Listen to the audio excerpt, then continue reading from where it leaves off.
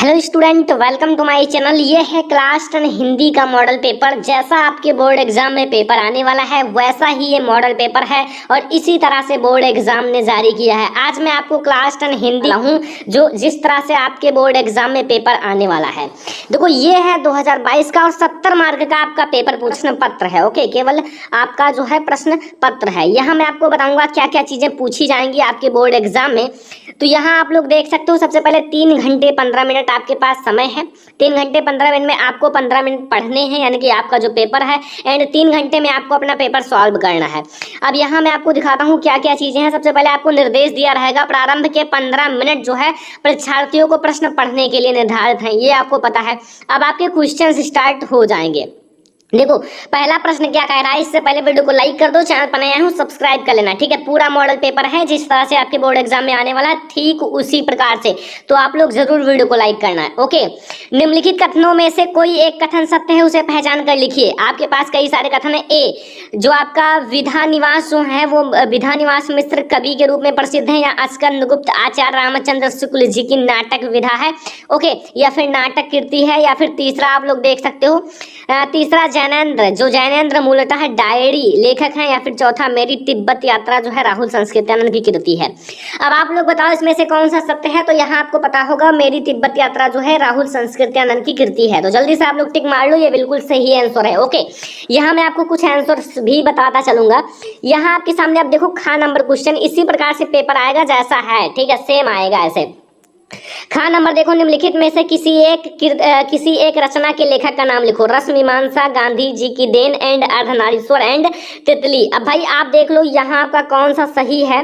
तो अगर आप लोग जानते हो तो अच्छी बात है। इसका जो है आचार्य रामचंद्र शुक्ल जी है। मैं आपको 2 का बता देता हूँ और आप लोग 2 याद कर लेना आपके कहीं ढूंढ कर। यहाँ तितली का जयशंकर प्रसाद जी हैं, एंड और आप लोग देखना, ठीक है, 2 मैंने बता दिया है। अब यहाँ गा नंबर आप देख लो भाई, गा नंबर है प्रेमचंद्र अपने घर में किस विधा की रचना है। अगर आप लोग कहीं से सर्च कर लेना, वैसे ये जो है ना, ये है संस्मरण विधा की रचना। ओके, घा नंबर देखो, हजारी प्रसाद द्विवेदी जो है कृति एक उपन्यास का नाम लिखिए, यानी कि कृत उपन्यास का नाम लिखिए। हजारी प्रसाद द्विवेदी कृत एक उपन्यास का नाम लिखिए। एक अंक का है ये प्रश्न। अब आप लोग बताओ कौन सा इनका उपन्यास है। तो ये है बाण भट्ट की आत्मकथा, इनका उपन्यास है बाण भट्ट की आत्मकथा। ओके, तो याद रखना, यहाँ से आपका क्लियर हो गया। अगला क्वेश्चन देखो, हिंदी के एक जीवनी लेखक का नाम लिखिए। हिंदी की किसी एक जीवनी लेखक का नाम है, वो है रामधारी सिंह दिनकर जी। अगला देखो, यहाँ क्वेश्चन नंबर 2 अब स्टार्ट हो जाएगा। 2 नंबर का प्रश्न है, देख लो। प्रगतवादी युग की 2 विशेषता लिखिए। ये आपके लिए बहुत ज्यादा इंपॉर्टेंट है। प्रगतवादी युग की विशेषता, रीति काल की विशेषता, छायावादी युग की विशेषता, प्रयोगवादी काल की विशेषता, ये आपके लिए बहुत ज्यादा इंपॉर्टेंट है। 1 विशेषता 1 मार्क का आएगा और 2 विशेषता 2 मार्क का आएगा। तो यहाँ से अब आप बताओ इसकी 2 विशेषता याद है या नहीं। मैंने ऑलरेडी पढ़ाया भी है, अब मैं आपको बता देता हूँ इनकी 2 विशेषताएं। नंबर फर्स्ट है जो साम्यवादी विचारधारा से प्रभावित। नंबर फर्स्ट इनकी विशेषता है साम्यवादी विचारधारा से प्रभावित। नंबर सेकंड विशेषता है मानव मात्र के लिए मानववादी दृष्टिकारी। देखो मैं आपको फिर से बता देता हूँ, इसका दूसरा क्या होगा। पहला है साम्यवादी विचारधारा से प्रभावित, और दूसरा आप लिख लो कि मानव मात्र के कल्याण के लिए मानववादी दृष्टिकोण। ठीक है, मानव मात्र के कल्याण के लिए मानवतावादी दृष्टिकोण। ठीक है, याद हो जाएगा, दोनों याद हो जाएगा, कोई दिक्कत तो नहीं है। चलो फिर अगला क्वेश्चन देखते हैं। यहाँ लिखा हुआ है खा नंबर 2 नंबर का, ये भी है 2 नंबर का। प्रगतवादी के किन्हीं 2 कवियों के नाम तथा उनकी रचनाओं का नाम लिखिए। मैं आपको उनकी कवियों का नाम बता देता हूँ और आप लोग रचनाएं याद कर लेना, ठीक है।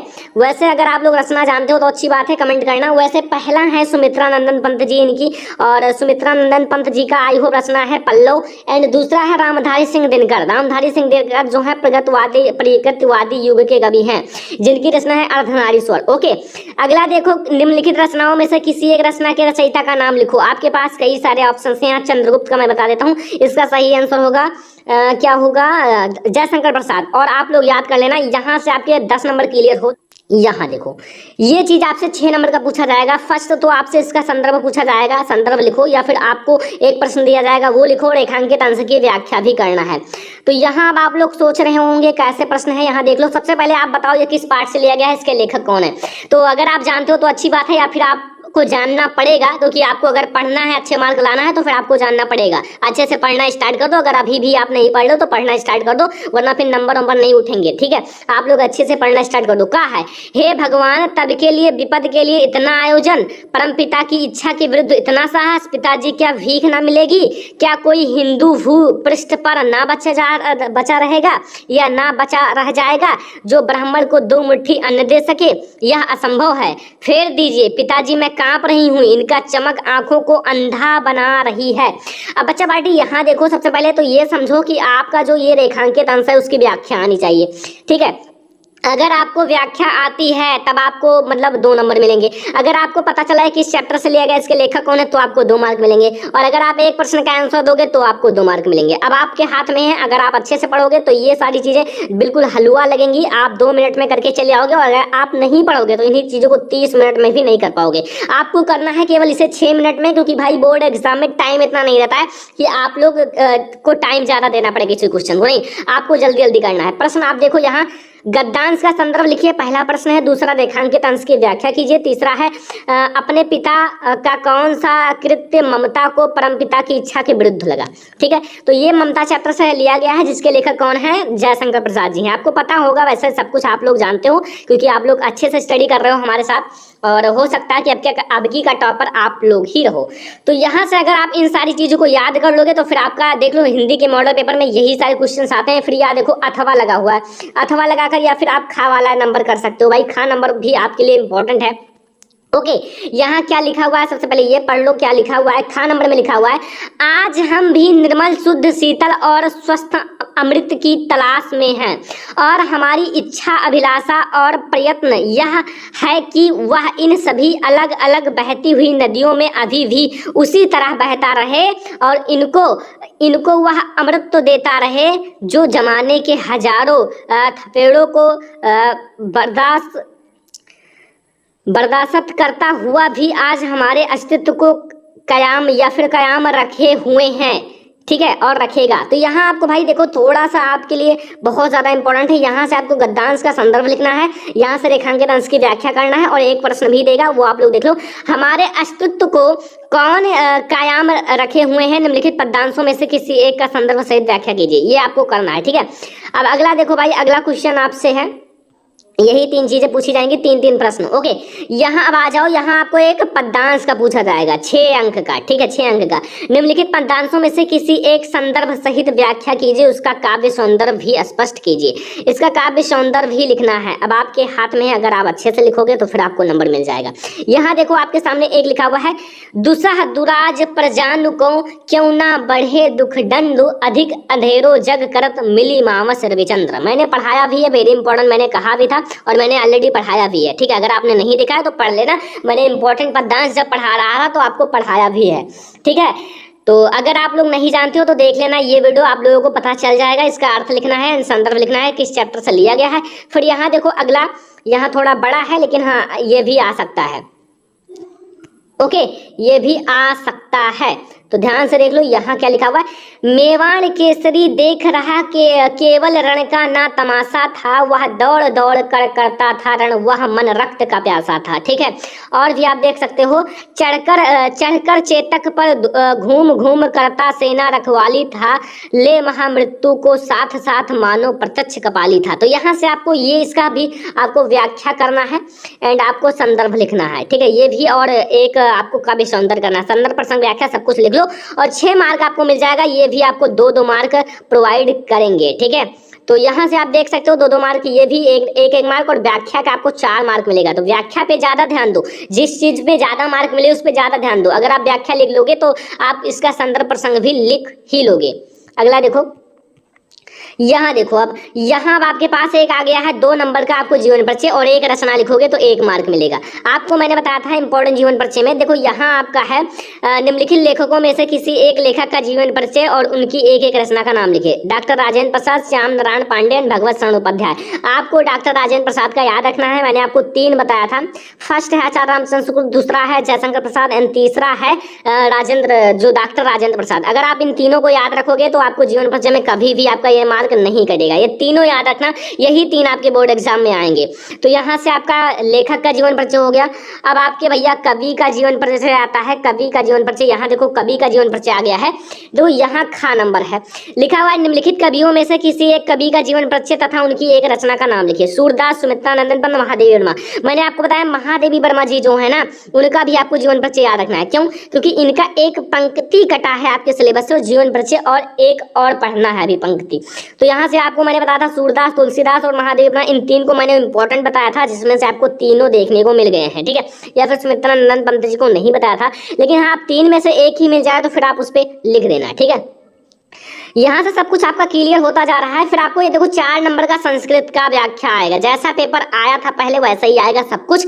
इसका अनुवाद लिखना है संदर्भ सहित। देखो यहाँ आपको दिख रहा है एयम नगरी विविध, यहाँ आपको देख लो विविध धर्म संगम स्थली महात्मा बुद्ध तीर्थकर एंड पार्श्वनाथ शंकराचार्य कबीरदास या फिर गोस्वामी तुलसीदास अन्य चा बहवा महात्मान अत्रगथ्यत एंड स्वयं विचारम प्रश्यम। ठीक है, तो यहाँ आप लोग इसका सबसे पहले आप हिंदी अनुवाद कीजिए और संदर्भ लिखिए, आपको 4 मार्क मिल जाएंगे। या फिर अथवा लगाकर एक और दिया रहता है, 2 में आपको 2 में 1 करना है और 4 मार्क आपको मिल जाएंगे। तो यहाँ से काफी ज्यादा इजी हो गया अगर आप 4 मार्क गेन करना चाहते हो। ठीक है, तो अगर आप देखो हिंदी में आपको 70 में कम से कम 70 करके आओगे तब कहीं आपको 60 या 65 मार्क मिलेगा भाई।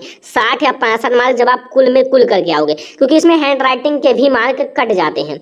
ये भाई सबसे सरल चीज आ गया। 2 नंबर का आपको श्लोक याद कर लेना है। 2 नंबर का श्लोक आप अभी तैयार कर लो, क्योंकि 2 नंबर का श्लोक अगर आप तैयार कर लोगे तो फिर आपको कोई दिक्कत नहीं होगा। अभी आप तैयार कर लोगे तो हमेशा के लिए याद रहेगा 2 मार्क का।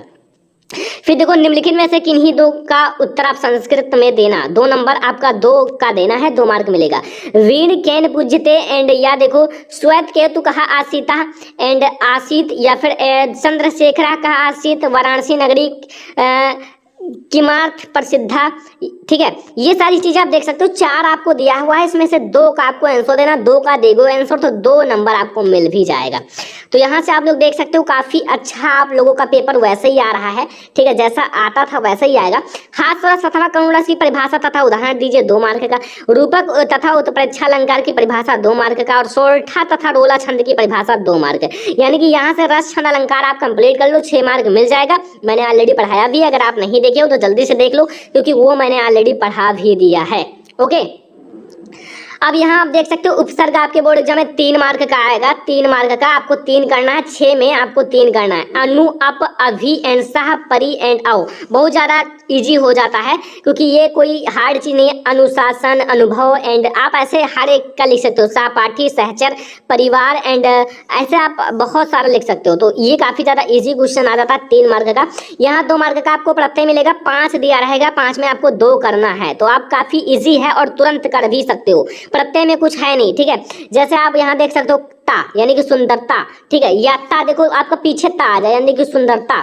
ठीक है, तो ये सारी चीजें आप कर सकते हो। यहाँ पन, उपमन, ठीक है, या फिर आप देखो लड़कपन, बड़कपन, तो आप बहुत सारी चीजें कर सकते हो। यहाँ से समाज भी 2 मार्क का आता है। 4 समाज में 2 आपको करना है भाई, 2 आप कर लो।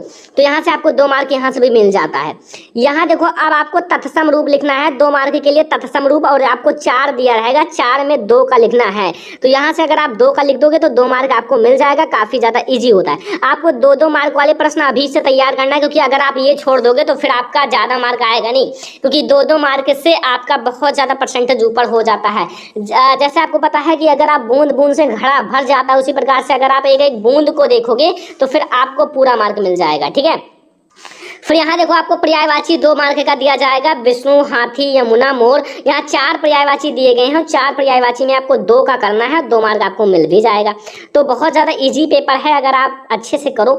यहाँ देखो संधि विच्छेद आपका है। संधि विच्छेद यहाँ ली धन आदेशा, प्रतिधन एकमः एंड मात्र धन अज्ञा एंड मधुधन अरि, तो मधुरी ही। या देखो भाई आपको 4 दिया हुआ है, 2 करना है। तो यहाँ से बहुत सारे ऑप्शनल आपके आ चुके हैं। 4 में 2, 6 में 3, 4 में 2, 5 5 में 2, ऐसे में आप बहुत ज़्यादा इजी पेपर है, ठीक है। यहाँ देखो गा, इसकी चतुर्थी विभक्ति एक वचन लिखना है, मती अथवा फल एंड मधु अथवा नदी। तो 2 में आप देखो 2 है, एक एक मार्क आपको मिल जाएगा, काफ़ी इजी है। दोनों में एक एक लिखो, ये मती का लिखो या फल का लिखो, मधु का लिखो या नदी का लिखो, ठीक है।